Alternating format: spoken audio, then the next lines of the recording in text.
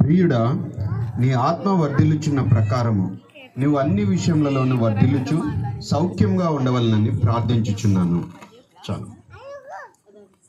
యోహాను రాసిన ఈ 3వ పత్రిక, ఇది చాలా చిన్న పత్రిక, కానీ చాలా ప్రాముఖ్యమైన విషయాలు యోహాను ఇక్కడ రాసినట్టుగా మనం చూస్తున్నాం. ఇక్కడ రాసిన దాంట్లో నీ ఆత్మ వర్ధిల్లుచున్న ప్రకారము నీవు అన్ని విషయములలో వర్ధిల్లుచు సౌఖ్యముగా ఉండవాలని ప్రార్థించున్నాను. యోహాను అక్కడ ఉన్నటువంటి వ్యక్తులకు రాసినటువంటి నీ ఆత్మ వర్ధిల్లిన ప్రకారము నువ్వు అన్ని విషయాల్లో కూడా వర్ధిల్లాలి. చాలాసార్లు బైబిల్ ఎలా ఉంటుందంటే మనకు తెరిచిన పుస్తకంలా ఉంటుంది, కానీ అందులో క్యాప్సూల్స్ ఉంటాయి. సరే, క్యాప్సూల్ అంటే ఏంటి? పైన ఒక ప్లాస్టిక్ లేయర్ ఉంటుంది, కానీ లోపల మాత్రం రియల్ సబ్స్టెన్స్ ఉంటుంది. ఆ క్యాప్సూల్ ఓపెన్ అయితే తప్ప లోపల ఉన్న మందు బయటికి రాదు. There are so many capsules in the Bible. సో వాటిని ఎక్స్ప్లోర్ చేయాలి, వాటిని మనము ఓపెన్ చేసి చూస్తే తప్ప అందులో ఏమి దాగి ఉందో, అది ఏమి చెప్పాలనుకుంటుందో మనకు సంపూర్ణంగా తెలియపరచబడదు. అందుకని బైబిల్ అంటాడేమంటే, ఈ దేవుడు మనుషులకు తెలియపరచాలన్న విషయాలను తెలియపరచాలంటే భూలోకమంతా అయినా కూడా సరిపోదు.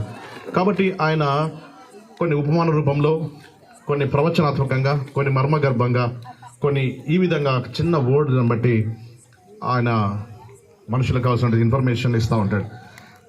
ఈరోజు ఈ యోహాను చెప్పినటువంటిది మాటలో ఉన్నటువంటి ప్రాముఖ్యత ఏంటి? నీ ఆత్మ వర్ధిల్లిన కొలది నీవు అన్ని విషయాలలో వర్ధిల్లాలి. అన్ని విషయాలంటే ఏంటి? సో దేని గురించి చెప్తున్నాడు? వర్ధిల్లడం అన్న మాట దేని గురించి చెప్తున్నాడు? అందుకనే ఇంగ్లీష్లో బాగుంటుంది అంటే, as your soul prospereth so also you must prosper. Prosperity అన్న మాట ఇంగ్లీష్లో ఉంది. దానికి తెలుగులో మనం కరెక్ట్గా తర్జుమా చేసుకుంటే ప్రాస్పారిటీ అంటే ధన సమృద్ధి అని అంటాం. సమృద్ధి అనగానే మనందరికీ గుర్తొస్తుంది డబ్బు. డబ్బు ఉంటే సమృద్ధి అని చాలామంది భావిస్తారు. లోకపరమైన డెఫినేషన్ ఏమంటే, ఒక వ్యక్తికి బాగా డబ్బు సంపాదించి ఆస్తి పాస్తులు బాగా ఉంటే మనం అనుకుంటామంటే అతను సమృద్ధి గల వ్యక్తి అని అనుకుంటాం.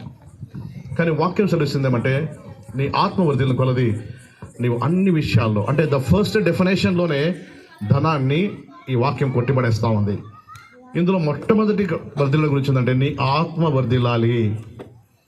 నీ ఆత్మ వర్ధిల్లాలి అంటే ఒక వ్యక్తి యొక్క ప్రాస్పారిటీ, ఎప్పుడు ఆ వ్యక్తి సమృద్ధి గలవాడు, ఎప్పుడు ఆ వ్యక్తి ధనవంతుడు అని అంటామంటే, అందుకనే బైబిల్లో మనం చూస్తున్నామంటే ఒక ధనవంతుడు ఉన్నాడు బైబిల్లో.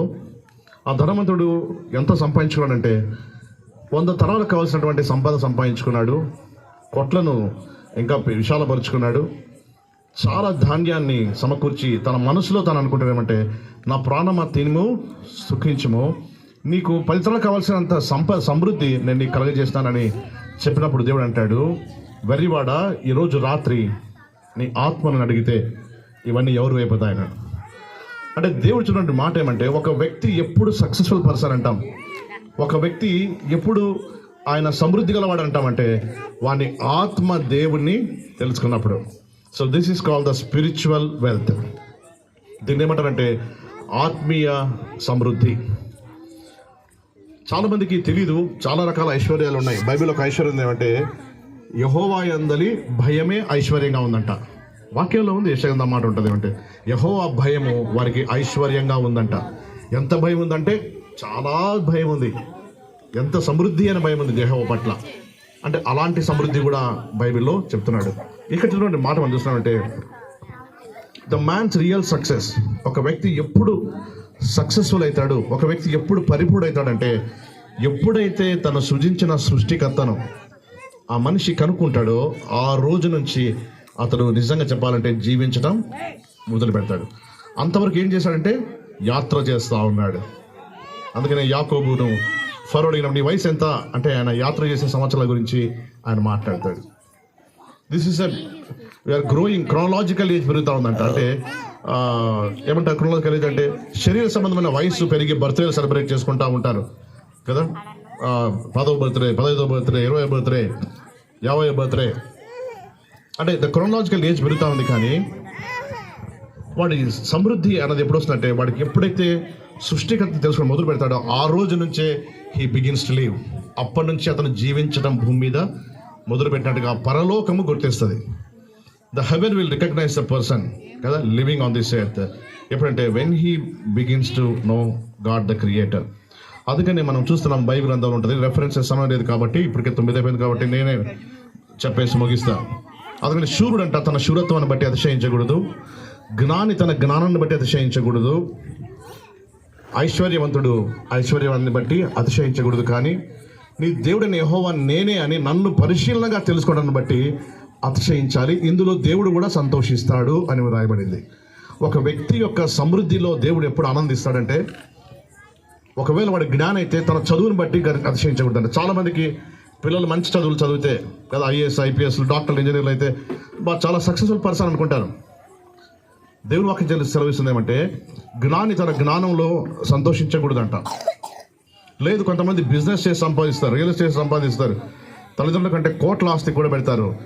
దేవుని వాక్యం తెలుస్తుంది అలాగా ఆర్థిక సంబంధమైన ఐశ్వర్యంలో కూడా అతిశయించకూడదంట. ఇంకా కొంతమంది ఉన్నారంట శూరులంట. శూరులు అంటే ఏమంటే, లైక్ ప్రజెంట్ డేస్లో మనం చూస్తే అథ్లెటిక్స్ గేమ్స్ స్పోర్ట్స్ కదా, వాళ్ళు ఎంత త్వరగా ఇంటర్నేషనల్ ఫేమస్ అయిపోతారో అంత గొప్పగా అయిపోతారు. వాళ్ళ పేరెంట్స్ ధన్యులని చాలా మంది భావిస్తారు. దేవుని వాక్యం సెలవిస్తుంది ఏమంటే అది కూడా కాదంట. అందులో కూడా అతిశయించకూడదు, అందులో కూడా సంతోషించకూడదంట. నువ్వు దేని ఎందుకు సంతోషించాలంటే నీ దేవుడైన యెహోవాను నీవు తెలుసుకోవటాన్ని బట్టి. కాబట్టి అందుకని ఎప్పుడు నేను చెప్తాను, క్రైస్తవ కుటుంబంలో పుట్టిన పిల్లలకు ఒక అదృష్టం ఏమంటే బాల్యం మొదలుకొని మరణించే వరకు కూడా ఈ నిజ దేవుడి గురించిన ఇన్ఫర్మేషన్ వాళ్ళకు వెళ్తా ఉంటుంది. అందుకనే మోస్ట్ ఫార్చునేట్ పీపుల్ వీళ్ళే, మోస్ట్ అన్ఫార్చునేట్ పీపుల్ కూడా వీళ్ళే. ఎందుకు ఫార్చునేట్ పీపుల్ అదృష్టవంతులు అంటే చిన్ననాటి నుంచి సత్యం దగ్గరగా చూస్తూ పెరుగుతారు. ఎందుకు అన్ఫార్చునేట్ పీపుల్ దురదృష్టవంతులు కాదు, దరిద్రులు ఎందుకంటామంటే ఈ సత్యం దగ్గరగా చూస్తూ కూడా జీవిత చరమాంకం వరకు కూడా నామకార్థంగా జీవించి తల్లిదండ్రులను మోసం చేసి చనిపోతారు. So these are the most fortunate and unfortunate people are the children of a Christian parents. కాబట్టి పిల్లలు మనం గ్రహించాల్సింది ఏమంటే, ఒక వయసు వచ్చినప్పుడు అంటే 12 నుంచి 10 సంవత్సరాల వయసు వచ్చినప్పుడు వారు దేవుణ్ణి తెలుసుకోవడం వెతకడం వాళ్ళు సమర్థత మొదలు పెట్టాలి. 12 సంవత్సరాల లోపల తల్లిదండ్రులు దేవుణ్ణి వారు తెలుసుకునేటువంటి వాతావరణాన్ని ఇంట్లో కల్పించాలి. అందుకనే మనకు సైకాలజీలో ఒక ఏమంటే, childrens will not listen your words, they follow your actions. పిల్లలు మీ మాటలు వినరంట, వాళ్ళు ఏం చేస్తారంట, మీ క్రియలను వాళ్ళు ఫాలో అవుతారంట. నువ్వేమేమైతే చేస్తావో దాన్ని వాళ్ళు ఫాలో అవుతారు తప్ప నువ్వేం చెప్తావో అది వాళ్ళు ఫాలో కారు. నాకు ఒక ఫ్రెండ్ ఉన్నాడు, సీనియర్ మ్యాన్, రిటైర్డ్ అయిపోయాడు సార్. ఆయన రీజనల్ డైరెక్టర్ అగ్రికల్చర్. ఆయన అన్నాడు, మదన్ మా పిల్లల్ని అయితే మేము ప్రైవేట్ స్కూల్స్ లాంటి మంచి చర్చెస్ పంపించినాం, అంటే బక్సింగ్ అసెంబ్లీస్ టీచింగ్స్ బాగుంటాయి కదా పంపించినాము. మేము గవర్నమెంట్ స్కూల్ లాంటి చర్చెస్లో ఉన్నాం, అంటే సిఎస్ఐ చర్చ్ ఎస్వి చర్చ్లో మేము పెరుగుతా ఉన్నాం అన్నాడు. అంటే చాలా తెలివిగా చెప్తున్నాడు ఆయన ఆ మాట. ఎందుకంటే అక్కడ రక్షణ సువార్త ఉంటుంది కాబట్టి మా పిల్లలు చెడిపోకూడదని రక్షణ సువార్తల సంఘాలు ఉన్నాము, మాకు పవర్ అధికారం కావాలి కాబట్టి ఇలాంటి నామకార్థ సంఘం మేము ఉన్నామని చెప్తా ఉన్నాడు. ఎంత అజ్ఞానం కదా, రిటైర్మెంట్ టైంలో కూడా ఆయన ప్రభువును అంగీకరించకుండా ఈ విధంగా చర్చెస్లో డివిజన్ను తీసుకొని వస్తున్నాడు. నిజానికి ఆ సంఘంలో ఉన్న చెడిపోవచ్చు, ఈ సంఘంలో ఉన్న చెడిపోవచ్చు, ఆ సంఘంలో బాగుంది, ఈ సంఘంలో బాగుంది. సంఘాన్ని బట్టి కాదు, కానీ కుటుంబం అన్నది చాలా ప్రాముఖ్యమైనది. ఇంట్లో ఆయన ప్రవర్తన, ఆయన భార్య యొక్క ప్రవర్తన పిల్లలను ఇన్ఫ్లుయెన్స్ చేస్తుంది. అందుకే ఆయనకి 2 కుమారులు. ఒక కుమారుడు చాలా మంచిగా దైవభక్తి గలవాడు, ఇంటర్నేషనల్లీ ఫేమస్ సర్జన్. ఇంకో కుమారుడు ఉన్నాడు, అతను బోల్డ్లీ పర్సన్గా జీవిస్తా ఉన్నాడు. ఆయన అనుకున్నాడు ఇలా చేస్తే పిల్లలు మాకు, కానీ ఎవరు దేవుని మనము మోసపరచలేము. కాబట్టి చాలా అందుకని పాలికార్ప్ అనేటువంటి ఒక బిషప్ ఒక మాట అంటారంటే, give me your children between 5 to 12 years, then you can do whatever you want with them, they will never go away from my teachings అంటారు. 5 నుంచి 12 సంవత్సరాల వయసులో ఉన్నటువంటి పీరియడ్లో పిల్లలు ఇంటి వాతావరణము వాళ్ళ జీవితాలను చాలా ప్రభావితం చేస్తుంది. పేరెంట్స్ ఏం చూస్తున్నారు, పేరెంట్స్ ఏం మాట్లాడుతున్నారు, పేరెంట్స్ యొక్క ప్రవర్తన ఏమిటి, వాళ్ళ ప్రార్థన జీవితం ఏమిటి, బంధువుల పట్ల వారి యొక్క ప్రవర్తన ఎలా ఉంది కదా. ఇలాగా పిల్లలు ప్రతిదాన్ని కూడా తెలియకుండానే గమనిస్తూ వాళ్ళు పెరుగుతారు. కాబట్టి పిల్లలకు ఎలాంటి వాతావరణాన్ని ఇవ్వాలి అంటే, వారు వయసు వచ్చినప్పుడు, జ్ఞానం వచ్చినప్పుడు దేవుని కోరుకునే విధంగా బాల్యం నుంచి వారికి ఇలాంటి వాతావరణాన్ని కల్పించాలి తప్ప మాటలు చెప్పడం బట్టి వాళ్ళు ఎప్పటికి కూడా మారరు. అందుకే బైబిల్ మొత్తంలో కూడా ద మోస్ట్ సక్సెస్ఫుల్ పేరెంట్స్, చాలా వండర్ఫుల్ పేరెంట్స్, వాళ్ళకు చాలామంది వాళ్ళ పేరు కూడా చాలామంది తెలియదు అంటే మోషే, అహరోను, మిర్యాముల యొక్క తల్లిదండ్రులు. ఒకే ఇంట్లోనే 3 సేవకులు వచ్చినారు. అట్లాంటి సేవకులు కాదు వాళ్ళు. మోషే అటువంటి గొప్ప వ్యక్తి, అహరోను అటువంటి కదా ఇంకొక యాజక వంశం, ఆ తర్వాత ఈమె కూడా ఒక ప్రవక్తినిగా ఆమె కూడా ఉండింది, మిర్యాము కూడా. ఇంత 3 ఒక తల్లి పెంచింది. ఎక్కడంటే బానిసత్వంలో ఆమె పెంచింది, పేదరికంలో పెంచింది, పేద ఇంట్లో పెంచింది. కుమారుడు రాజు, ఫరో తర్వాత ఫరో అంతటి వాడైనా కూడా ఈమె చెప్పినటువంటి బోధ మనసులో ఉండి తన ప్రజల పట్ల ఆసక్తి కలిగి ఐగుప్తు భోగభాగ్యాలను సహితము తృణీకరించి దేవుని ప్రజల వైపు తను వెళ్ళడానికి కారణం ఏంటంటే చిన్నప్పటి నుంచి తల్లి జ్ఞానం వచ్చేవారు కూడా పాలు మాత్రమే ఇచ్చి పోషించలేదు. ఆమె ఏంటంటే దేవుని యొక్క వాక్యాన్ని, తన ప్రజల పట్ల భారాన్ని తన హృదయంలో ఆమె నాటగలిగింది.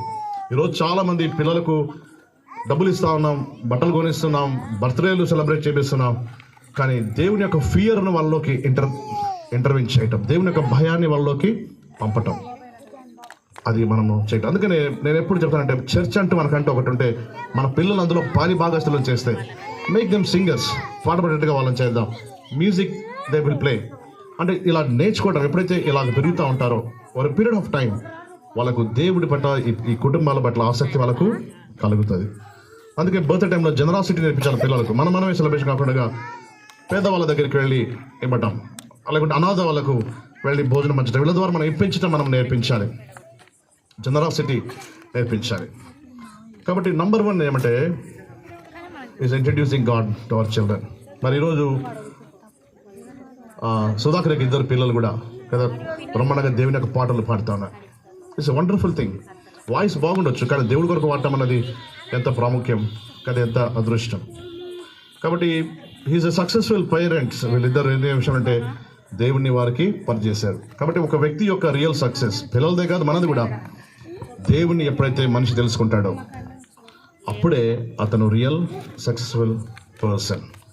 ఈ దేవుని తెలుసుకోకుండా ఎంత ధనవంతుడైనా, ఎంత అథ్లెటిక్ అయినా, ఎంత ప్లేయర్ అయినా కూడా ఏమవుతుంది, చనిపోతే వాళ్ళు కళ్ళు తెచ్చేది ఎక్కడంటే నరకంలోనే.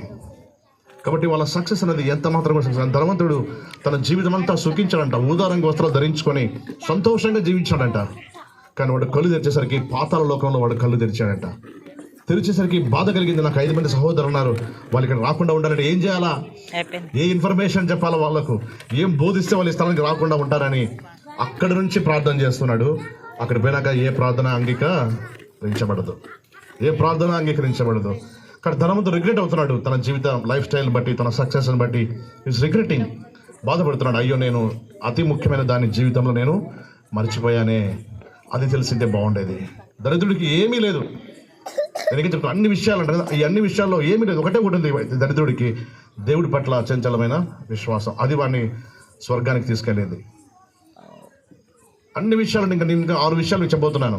6 విషయాల్లో ఏది కూడా ఈ దరిద్రుడికి లేదు. వాడికి ఒకే ఒక విషయం, దేవుడి పట్ల వాడికి ఉన్న నమ్మకం వాడిని నిత్యత్వంలో సుఖంలోకి నడిపించింది. కాబట్టి the real success lies in identifying the true God. నిజ దేవుణ్ణి తెలుసుకోవడంలోనే మొదటి సక్సెస్ ఉన్నట్టుగా మనం చూస్తున్నాం. వాట్ ఈస్ ద సెకండ్, రెండవది అతి ప్రధానమైనటువంటి జీవన విధానం, రెండవ సక్సెస్ ఏంటి? What is the second success? Second success ఏంటంటే ద సోలకల్ హెల్త్ అంటారు. సోలకల్ హెల్త్ చాలా మందికి తెలియదు. సోలకల్ హెల్త్ అంటే మానసిక సంబంధమైనటువంటి సమృద్ధి, మానసిక సంబంధమైనటువంటి అభివృద్ధి. అంటే దేవుడు నిన్ను అడవి జంతువుగా సృజించలా కదా, దేవుడు నిన్ను బ్రెయిన్ ఇచ్చి లోకానికి పంపించాడు. అందుకని we all are born with empty disks అంట.